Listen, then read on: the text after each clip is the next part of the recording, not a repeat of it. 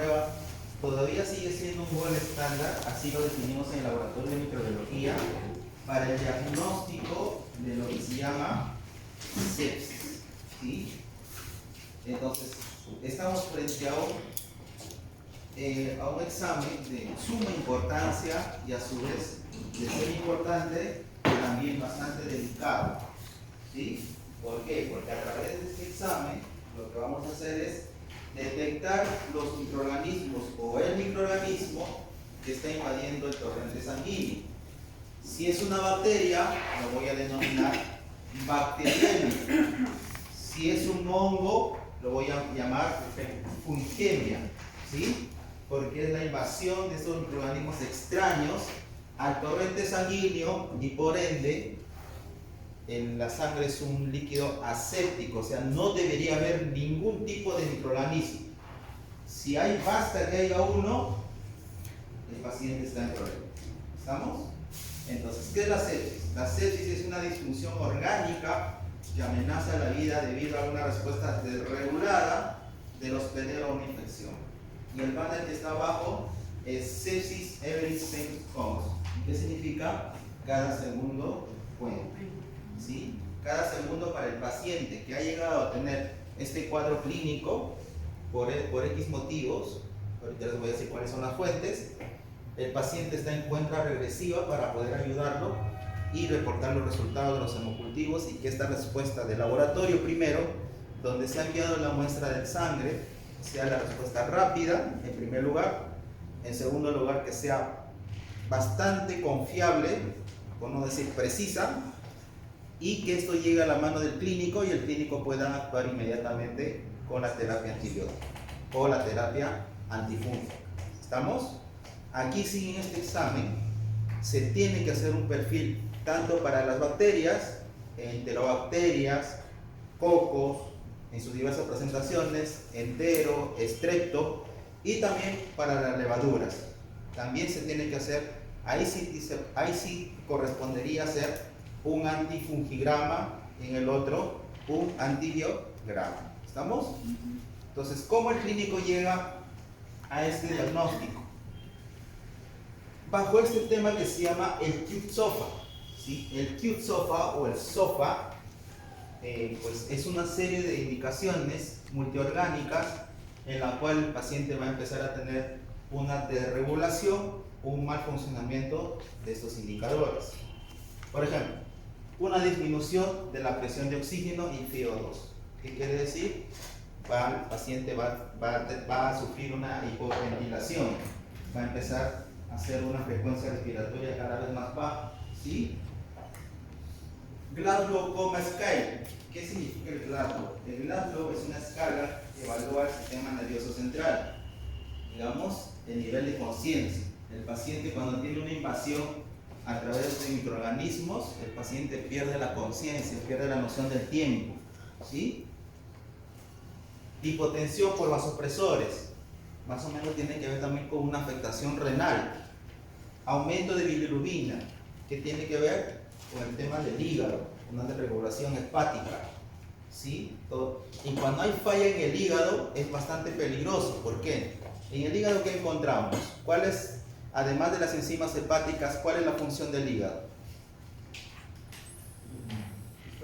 Aquí en hemocultivo, chicos, aquí sí, como digo, no los otros sin dejar de lado, aquí sí tiene que empezar a marchar del microbiólogo, del tecnólogo, quien está en micro, tiene que empezar a llegar a su cabeza o a conocer todas las otras áreas de laboratorio, hematología, bioquímica, inmuno, banco de sangre, ¿sí? Aquí tiene que acoplarse todo.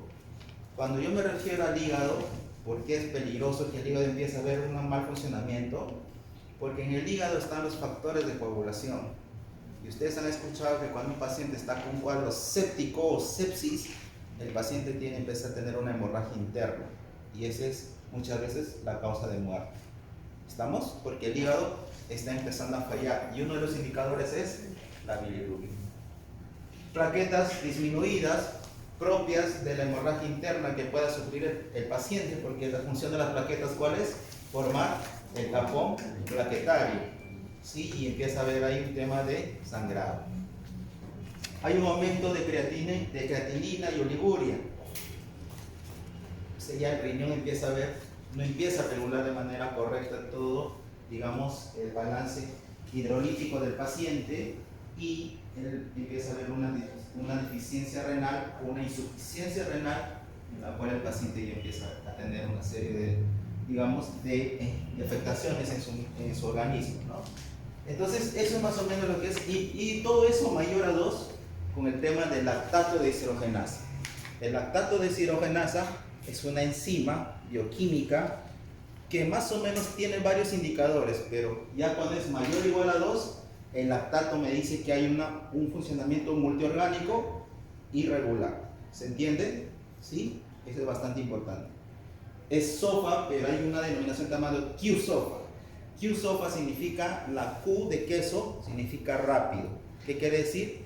Que el médico tiene que hacer una inspección clínicamente rápido de todo esto para que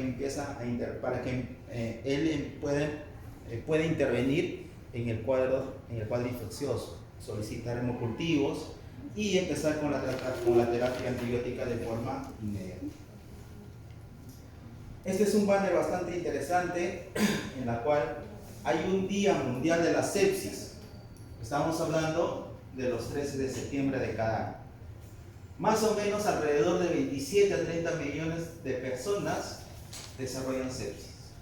De 7 a 9 millones fallecen, más o menos alrededor de 1 muere cada 3.5 segundos. Imagínense, es alta la mortalidad. Y ustedes dirán, pero profesor, ¿por qué usted empieza con eso, con la parte de teoría, y no va a la práctica? Porque me interesa que más o menos todos se vayan concientizados del nivel de examen que se va a manejar. ¿Sí? Eso es como si fuera yo me vaya a banco de sangre y hago una prueba de compatibilidad. Si yo lo hago mal, hay una consecuencia fatal. Si aquí lo hago mal, de igual forma, podría haber una consecuencia fatal desde la identificación, desde el cruce de, digamos, de muestras. El otro les decía más o menos cuáles son las fuentes infecciosas para que el paciente, o los focos infecciosos, para que el paciente pueda tener posibles causas de bacteriemia o tal vez desarrollar sepsis.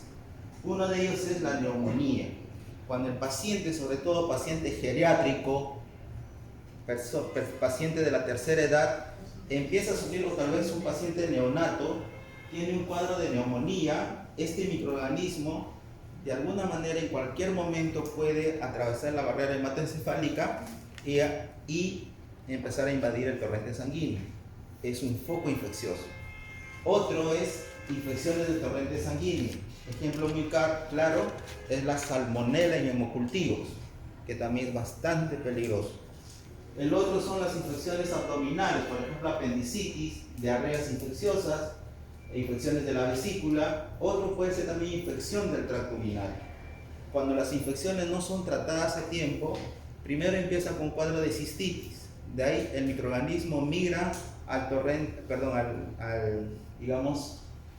sistema urinario o al tracto urinario alto, ¿sí? Y puede invadir la vejiga, y esto está cada vez más cerca a los conductos, a los vasos, como arteria y venas, para que empiece a invadir el torrente sanguíneo, llamado las pielonefritis o las infecciones renales por bacterias. Entonces hay que tener bastante cuidado. Entonces, ¿cuáles son los principales usos de los hemocultivos?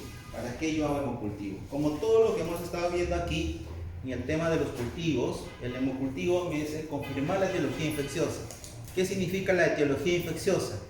Confirmar si el agente que está ocasionando el cuadro febril, el cuadro infeccioso, es bacterias, es hongos, lo que vamos a ver en el laboratorio, pero también no hay que descartar los otros agentes. Por ejemplo, los hemoparásitos, Plasmodium, Leishmania, ¿sí? Esos hemoparásitos también en algún momento podrían de alguna manera confundir al clínico y estar negativo su hemocultivo, pero este paciente está contaminado por otro agente infeccioso. Otro puede ser los virus, que también pueden hacer un proceso infeccioso en el torrente sanguíneo. Otro es identificar el agente etiológico. Aquí sí es importante que la identificación sea lo más preciso posible. entre género y especie. ¿Sí? Si yo más adelante voy a hacer hemocultivo y voy a empezar a reportar Enterococcus spp, no va a ser lo adecuado. No es lo adecuado. Staphylococcus spp no es lo adecuado. Si yo empiezo a reportar Enterobacter spp, no es lo adecuado. ¿Por qué, profesor? Porque los perfiles de sensibilidad antibiograma son distintos. El comportamiento de cada microorganismo en diferentes especies es distinto. Un Enterococcus fecalis no se comporta fenotípicamente en la sensibilidad frente a un Enterococcus faecium. Por eso es que es importante que ustedes tienen que empezar a hacer la identificación correctamente. Si está, por ejemplo, en el torrente sanguíneo está un estrepto del grupo A, yo tengo que saber qué pruebas tengo que hacerle. Si yo tengo 2 pruebas en mi laboratorio, quizás me pueden ayudar. Si tengo, por ejemplo, el aislamiento de un Streptococcus del grupo B, ¿qué pruebas voy a hacer? Voy a hacer el test de CAM, voy a hacer catalasa, ¿sí? ¿Qué reacciones tendrá? ¿Es CAM positivo, catalasa negativo? La coloración gran, cocos en cadenas largas. Es así como se empieza a hacer la discriminación, ¿sí? Pero de preferencia, evitar informar lo que se llama SPP, guía a la antibioterapia. En hemocultivos es uno de los exámenes donde se empieza a detallar o a ver con más importancia los mecanismos de resistencia. En el caso de los bacilos gram negativos están las beta-lactamasas de espectro extendido, las beta-lactamasas de tipo AMC, las carbapenemasas. Dentro de la subclasificación de las carbapenemasas está la carbapenemasa de tipo A, la carbapenemasa de tipo B y la carbapenemasa de tipo D. Entonces yo ya empiezo a hacer la denominación, porque si un hemocultivo se presenta todo resistente, entonces ahí es donde yo tengo que saber identificar y detectar los mecanismos de resistencia. En el caso de los estafilococos meticilino resistente, resistencia inducible a la clindamicina, estafilococos resistente a la vancomicina, entonces todos esos tipos de mecanismos. En caso de enterococos vancomicina resistente, mediados por un gen llamado VAN1, VAN2, VAN3, VAN4, VAN5, así. Entonces más o menos es la denominación, pero con eso, ¿qué les quiero decir? Es detectar los mecanismos de resistencia.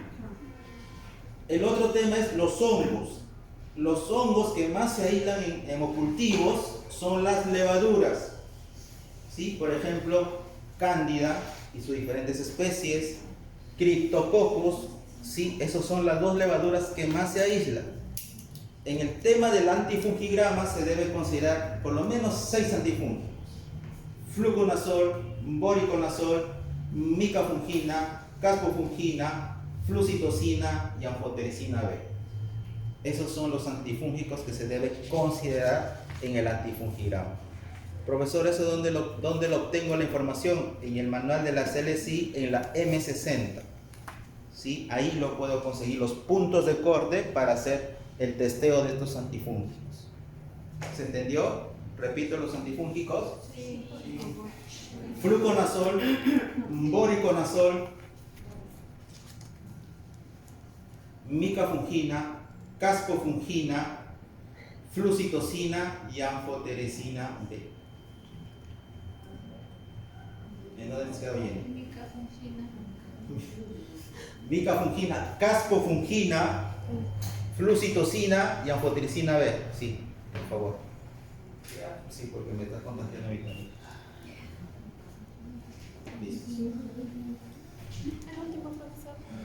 Anfotericina B. Listos. La clasificación de las bacteriemias pueden ser según el foco, según agentes aislados, según duración y según origen. Según el foco puede ser primario, secundario. Según el agente aislado, monomicrobiana y polimicrobiana. Cuando digo monomicrobiana significa un microorganismo. Si digo polimicrobiano, entre 2 a 3 microorganismos, que es raro en realidad, ¿sí? Según la duración continua, intermitente y los focos que están involucrados, según el origen comunitario o asociados al cuidado de la salud. ¿Qué significa comunitario? Que puede ser un paciente que está con neumonía a nivel, digamos, comunitario, ¿sí? este paciente se agrava y puede desarrollar un cuadro séptico. Cuando es asociado a la atención de salud, significa que el paciente está en UCI y ahí se puede infectar por un microorganismo, por un bacilo gram negativo intrahospitalario, los llamados intrahospitalarios. ¿Cuáles son? ¿Qué microorganismos hemos hablado durante todas las prácticas? Acinetobacter baumannii complex, Pseudomonas aeruginosa, que son los dos que son microorganismos involucrados. Pero también hay más, otros no fermentadores, Stenotrophomonas maltophilia, Burkholderia cepacia, Elisabethidia minimoséptica. Entonces todos esos microorganismos también pueden estar involucrados, pero son no fermentadores. Otro también puede ser Klebsiella pneumoniae, pero con resistencia a los carbapenémicos, ¿sí? Bacilos o enterobacterias resistentes a carbapenémicos. Otros pueden ser los Staphylococcus aureus vancomicino resistentes. Me miran acá adelante con una cara asustada, que no sé si estoy hablando bien o yo estoy tramando algo de la cara. Listo. Entonces, pero eso, ¿cómo lo van a obtener? Ustedes dirán, ¿pero qué? Tienes que leer. La única forma es leer. En microbiología la única forma es leer. Si no se lee, es como por ejemplo a mí, estadística, sufro yo bastante. Pero si no practico, no voy a aprender. Por ejemplo, chi cuadrado, SPS, el stata, esas cosas. Entonces, si yo no practico, pues, no voy a aprender. Ya se me metió, ya me di cuenta que si no practico, me olvido. En cambio, en micro, si no leo, no voy a aprender. Eso nos pasa. Eso te pasa. Bueno, ya, bueno. Preparación de la piel. Lo que hoy día van a hacer, atención chicos. Localizar la vena, limpieza con alcohol isopropílico al 70% por 30 segundos. La forma de limpieza tiene que ser de adentro hacia afuera, porque hay que tener cuidado. La tasa de contaminación en hemocultivos, más del 60% es en la toma de muestra. Si yo como profesional no sé hacer bien la toma de muestra, no voy a pedir a los que me apoyen en algún momento, ya sea personal auxiliar, personal técnico, cómo hacerlo. Si yo no sé cómo hacerlo. Entonces yo tengo que saber cómo realizarlo y cuál es el impacto negativo que puede tener si en caso no se hace la toma de muestra de manera adecuada. Aplicar solución de yodo o clorhexidina o alcohol al 70 por 60, digamos, con 70 grados por 60 minutos, que viene a ser acá segundos, no minutos, por una hora todos pasar limpiando. Dejar secar el lugar de no punción, no repalpar de preferencia, y si se va a repalpar, utilizar guantes estériles, ¿sí? Para la toma de muestra tiene que ser frente a lo que yo opino, y a veces muchos no están de acuerdo conmigo, es que para la toma de hemocultivos no debe ser usado la misma lonchera que se va a tomar la muestra, porque esa lonchera, en algunos sitios, no en todos, espero que en los que trabajan ya en laboratorio no sea así, está el algodón con sangre, está el caramelo que han comido, se parece un bote de basura, disculpando la expresión, ¿sí? Entonces está el algodón botado, es más, ni siquiera está en el tambor, está como si fuera, y eso no es una lonchera de toma de muestra, por lo menos para hemocultivos, ni siquiera debe ser para hematología. Para hemocultivos debe ir con su algodón bien esterilizado, su campo estéril, su guantes estéril, su mascarilla, su gorra. Pero yo trabajé en el hospital porque ahora trabajo en otra cosa, también ligado a microbiología netamente, pero en salud pública. Siempre me decían, tengo que llevar todo eso, sí, pero qué roche, decían, ¿no? Igual que a veces uno dice, pero ¿cómo está yendo así? Pero tienes que ir así. Así debería tomarse las muestras. Tuve la oportunidad de hacer una rotación en el hospital de Sao Paulo de Brasil, ¿sí? Entonces, ahí, por ejemplo, la toma de muestra, el personal va, para entrar a una unidad de cuidados intensivos, se tiene que poner ese mameluco de COVID-19 con su mascarilla, con su gorra y con todo su implemento para sacar hemocultivos. Y yo digo, la realidad de acá es distinta, claro, sí, por un tema económico. Pero también muchas veces se tiene todo y no se quiere hacer porque somos los criollos, ¿no? Yo soy el experto y plan, sin guantes. Entonces eso tenemos que cambiar el chip. Entonces, el volumen recomendado de sangre, con el bisel hacia arriba, la venopunción más o menos no tiene que ser menor a 30 grados, el bisel tiene que ser hacia arriba, como están viendo aquí la imagen, entre 15 y 30 grados, ¿sí? Escoger la vena, y para eso yo tengo que conocer qué tipo de vena voy a coger. Ahí empieza a tallar mi conocimiento de anatomía: vena cefálica, vena mediana, vena basílica. ¿Cuál de las venas voy a coger? ¿Sí? Si voy a coger un tema de arterial, del esternocleidomastoideo, de la vena arterial, de la vena humeral, de la arteria, pero hay un tema ahí, ¿sí? Entonces aquí están los pasos que vamos a seguir ahorita para toma de muestra. Por favor, Jaynor, préndame la luz. Ahorita lo que vamos a hacer es, todos por favor, ya se les ha pedido su toma de muestra, empiecen a armar su campo de toma de muestra y voy a pasar grupo por grupo para verlo cómo toman su muestra. Así que por favor empecemos. Frascos distintos para hemocultivos, ¿sí? Y tienen cada uno su particularidad, cada uno tiene su ventaja y su desventaja. Y el tema de acá, por ejemplo, este es un medio bifásico Ruiz Castañeda, que anteriormente se usaba muchísimo, que da buenos resultados en tema de aislamiento de brucelosis, sobre todo ha sido muy bueno. Pero el tema de aquí es, por más que se prepare con volúmenes exactos, el tema es que en algunos lugares no se sabe, por ejemplo, cuánto de anticoagulante se ha usado, para cuánta cantidad de sangre. Otros son las perlas, que tienen las perlas estos absorbentes de antibióticos o llamado removedor de antibióticos, que esto sí lo tiene, en cambio esto no lo tiene. ¿Qué quiere decir? Que aquí obligadamente yo tengo que hacer, por ejemplo, que el paciente esté sin terapia antibiótica, si en caso no lo tiene, porque no tiene las perlas, digamos, absorbentes de antibióticos o removedor de antibióticos. Otro es el tema que estos caldos se tienen que hacer cultivos a ciegas, por lo menos a partir del tercer día. Ruiz Castañeda, a partir del tercer día yo tengo que hacer un cultivo a ciegas. Tercer día, cuarto día, quinto día, sexto día, hasta el séptimo día. Y eso incrementa la posibilidad de contaminar la muestra. Y es más, se debería, el personal que trabaja con esto, cada 15 a 20 minutos estar abriendo la estufa y estar haciendo estos movimientos. Si no se hace eso, se demora bastante. Entonces, por eso que eso es un medio, a pesar de ser un buen medio en su momento, ya tiene ciertas limitaciones que ya no deberían ser usados. Pero si lo están usando, y el INESE para algunas cosas, para Bruselas lo están usando mayormente, entonces bueno. Este es un medio también automatizado de Thermo Scientific, del tema de la casa del equipo llamado Versatre. ¿Quién ha traído esta botella? Versatre, ¿sí? Eso se llama Versatre.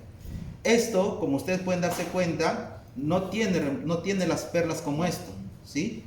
Para hacer la remoción de antibióticos. Me estarán escuchando atrás, ¿verdad? La forma de hacer la remoción de antibióticos es por dilución con el caldo. O sea, lo diluye a la muestra, el caldo, y por dilución entre el caldo y la muestra hace que inhiba la actividad del antibiótico. Este es un sistema que entra un equipo automatizado, un incubador automatizado, que la lectura es por presión barométrica. ¿Qué quiere decir? Que esto tiene acá un capuchón, entra al equipo y la detección del microorganismo que está creciendo es por turbidez, pero esa turbidez es detectada por una presión, por un efecto de presión barométrica. La presión que se mide por barómetros, por presión barométrica, es directamente proporcional a la turbidez del caldo. ¿Qué quiere decir? Cuanto más turbio está el caldo, la presión va a ser más elevada. Eso es con respecto a esta botella. Y no tiene indicadores en la base. La indicación es la turbidez y la actividad, digamos, en este caso, el tema de la remoción de antibióticos es por dilución.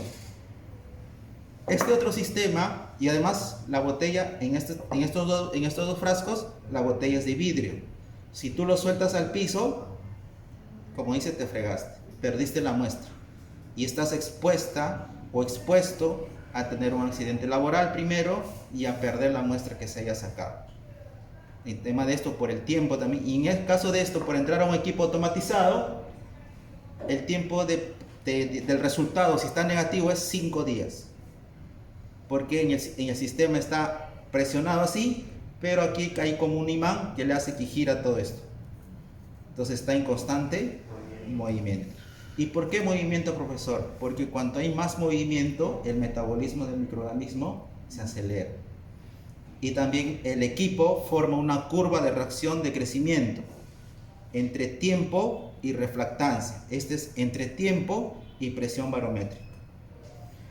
Este otro sistema es unas botellas de las marcas BD, Biomería y otras marcas también. Primero que el material del frasco es de policarbonato, no es de plástico, es de policarbonato. Segundo, que tienen en la base estos indicadores, esto que están viendo ustedes. Ese es un indicador porque el método que hace el equipo de estas botellas es por colorimetría. ¿Qué quiere decir? Si en caso hay un microorganismo aquí, se acidifica el medio por la producción de CO2 y este color cambia a un color amarillo canela. Y el equipo cuando está así lo detecta, ¿sí? Detecta el color, el cambio de color y hace el pitillo de que está positivo. ¿Listos? Entonces, esta es una botella, por ejemplo, de adulto. Se debería echar 10 mililitros aquí. Aquí también 10 mililitros de muestra. Y esto funciona, si no me equivoco, de 1 a 3. ¿Sí? Sí. Listo. De 1 a 3, por ser pediátrico, es pequeño. ¿Sí? Dime. ¿Qué usted tiene, profe? Es con absorbentes para remover antibiótico. Pero hay que tener otra cosa muy en claro. Las perlas que remueven antibióticos solo actúan cuando el paciente haya sido, o sea, cuando el paciente está con terapia antibiótica, pero en su caída del efecto del antibiótico. ¿Qué quiere decir? Que yo, si es caso lo tomo al paciente, por ejemplo, hace recién 2 minutos se aplicó el antibiótico, estas perlas van a ser ineficientes. Por eso más adelante tengo una presentación que se llama by interdosis. ¿Qué quiere decir? Donde la primera dosis está en caída, más o menos es 30 minutos antes de la segunda dosis, ahí es donde yo tengo que tomar la muestra. Ahí sí funcionan muy bien las perlas con remoción de antibióticos. Porque si en caso yo lo tomo 1 minuto antes o 2 minutos antes que se esté aplicando el antibiótico, las perlas no van a funcionar correctamente. Este es de la marca Bacte, de BD. También tiene su indicador, también el material es policarbonato. También tiene las perlas con remoción de antibióticos, las perlas absorbentes. Y también, igual, tiene códigos de barra como estos, son de policarbonato. Si yo lo suelto no pasa nada. ¿Sí? No pasa nada. Entonces está más fácil.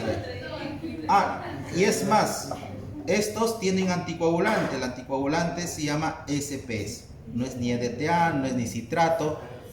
Y las muestras que son tomadas de EDTA o citrato no sirven, porque el EDTA y el citrato son quelantes de calcio y algunos microorganismos necesitan del calcio para poder desarrollar. Así, los que siempre han estado con esa idea de que con el EDTA me olvidé de tomar mi hemocultivo, he bajado del 9º piso y lo voy a echar del tubo de EDTA, están haciendo desasnosamente todo mal. Y eso, así sea el 9º piso, lo siento, igual tienes que ir a tomar el hemocultivo. Dime, Richard. Bueno, en el hospital veo que lo toman en el caso de pediátricos, del tubo limpio. Está mal. Ya, pero en el caso de pediátricos, el tema de acceso para algunos, bueno, no pediátricos, bueno, pediátricos son niños. PS. Y del EDTA, no. Ni del citrato, porque son quelantes de calcio. ¿Qué pasaría si empiezas a desarrollar un microorganismo que tiene calcio? No va a tener. Falso, negativo. Ni siquiera se hace hemocultivo con removedor de antibióticos. Eso no está estandarizado en ningún lugar. Así que, por favor, lo que están haciendo, traten de la forma de decirles que eso no se hace. Más fácil, pero bueno. Bueno, entonces, el que se tome la muestra y que, no sé, que se invade con microorganismos. Listos, chicos. Eso nomás les quiero decir. Por favor. No, en tu mesa nomás. Tu mesa. Ahorita estoy.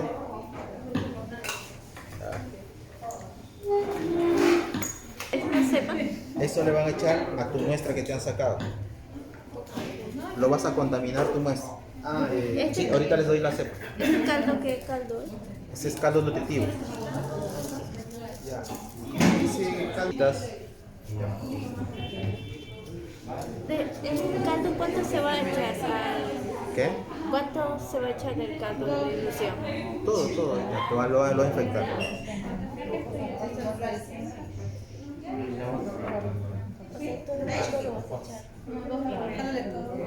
Ay,